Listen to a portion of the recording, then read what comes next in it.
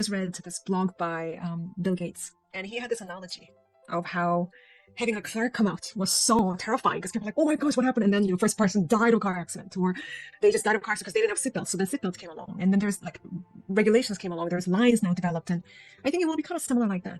We will learn as we go, but then we will quickly adapt to the ways that it can assist us. The cars don't rule us; it assists us, and I think it will be similar in coaching with AI. And right now, I think AI is still at a quite primitive level in terms of being able to hold that interactional space. For example, I play with ChatGPT because it's kind of fun to do.